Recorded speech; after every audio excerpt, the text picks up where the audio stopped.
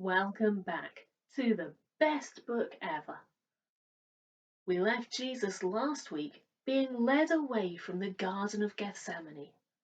This week, we're focusing on his trials. Let's begin with the trials before Annas and Caiaphas, reading from John 18, verses 12 to 14, and 19 to 24. Then moving over to Mark chapter 14, verses 53 to 65. The detachment of soldiers, with its commander and the Jewish officials, arrested Jesus.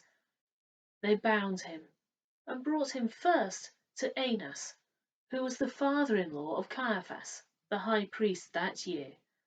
Caiaphas was the one who had advised the Jewish leaders that it would be good if one man died for the people. Meanwhile, the high priest questioned Jesus about his disciples and his teaching. I have spoken openly to the world, Jesus replied. I always taught in synagogues or at the temple, where all the Jews came together. I said nothing in secret. Why question me? Ask those who heard me. Surely they know what I said.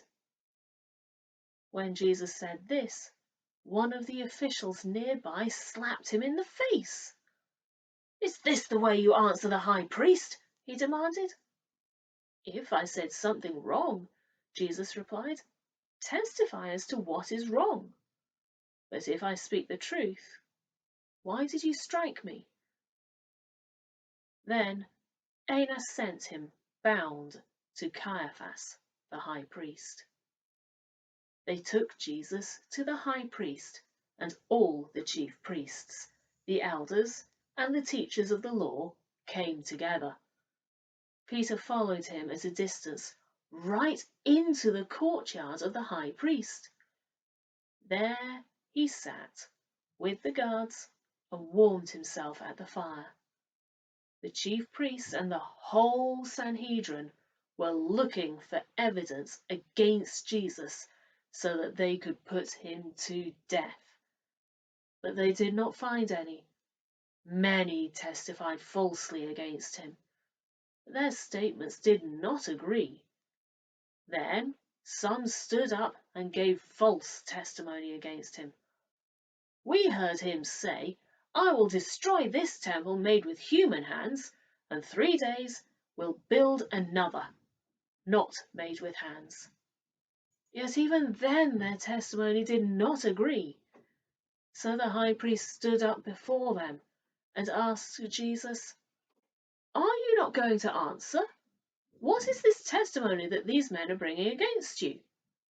But Jesus remained silent and gave no answer. Again the high priest asked him, Are you the Messiah, the Son of the Blessed One?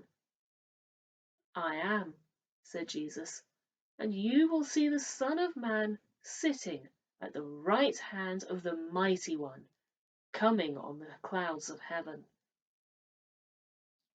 The high priest tore his clothes. Why do we need any more witnesses? He asked. You've heard the blasphemy. What do you think? They all condemned him as worthy of death. Then some began to spit at him. They blindfolded him, struck him with their fists, and said, Prophesy! And the guards took him and beat him. I encourage you to look into these trials. What was different about them? Why were they so important and controversial? Were they even legal?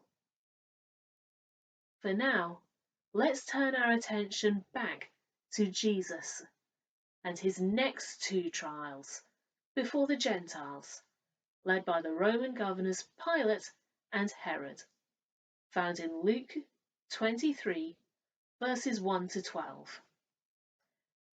Then the whole assembly rose and led him off to Pilate, and they began to accuse him, saying, We have found this man subverting our nation. He opposes payment of taxes to Caesar and claims to be Messiah, a king. So Pilate asked Jesus, "Are you the king of the Jews?" "You have said so," Jesus replied. Then Pilate announced to the chief priests and the crowd, "I find no basis for a charge against this man." But they insisted, "He stirs up the people all over Judea by his teaching. He started in Galilee and has come all the way here." On hearing this, Pilate asked if the man was a Galilean. When he learned that Jesus was under Herod's jurisdiction, he sent him to Herod, who was also in Jerusalem at that time. When Herod saw Jesus, he was greatly pleased, because for a long time he had been wanting to see him. From what he had heard about him, he hoped to see him perform a sign of some sort. He plied him with many questions, but Jesus gave him no answer. The chief priests and the teachers of the law were standing there, vehemently accusing him. Then Herod and his soldiers ridiculed and mocked him, dressed him in an elegant robe. They sent him back to Pilate. That day, Herod and Pilate became friends. Before this, they'd been enemies. While you won't find the trial before Herod in the other Gospels, I encourage you to look up the other accounts of the trial before Pilate, as there are some striking points you may want to dig deeper into, including how both Pilate and his wife felt about condemning Jesus in Matthew 27, verses 18 and 19. For Pilate, knew it was out of self-interest that they had handed Jesus over to him. While Pilate was sitting on the judge's seat, his wife sent him this message: "Don't have anything to do with that innocent man, for I have suffered a great deal today in a dream because of him." Our whistle-stop tour of Jesus' trials comes to an end in Luke 23, verses 13 to 25, where we find Pilate washing his hands while bending to the people's demands. Pilate called together the chief priests, the rulers, and the people, and said to them, "You brought me this man as one who was inciting the people to rebellion. I have examined him in your presence and have found no basis for your charges against him. Neither has Herod, for he sent him back to us. As you can see, he has done nothing to deserve death. Therefore, I will punish him and then release him." But the whole crowd shouted, "Away with this man! Release Barabbas to us!" Barabbas had been thrown into prison for an insurrection in the city and for murder. Wanting to release Jesus, Pilate appealed to them again, but they kept shouting, "Crucify him! Crucify him!" For the third time he spoke to them. "Why? What crime has this man committed? I have found in him no grounds for the death penalty. Therefore I will have him punished and then release him." But with loud shouts they insistently demanded that he be crucified. Their shouts prevailed. So Pilate decided to grant their demands.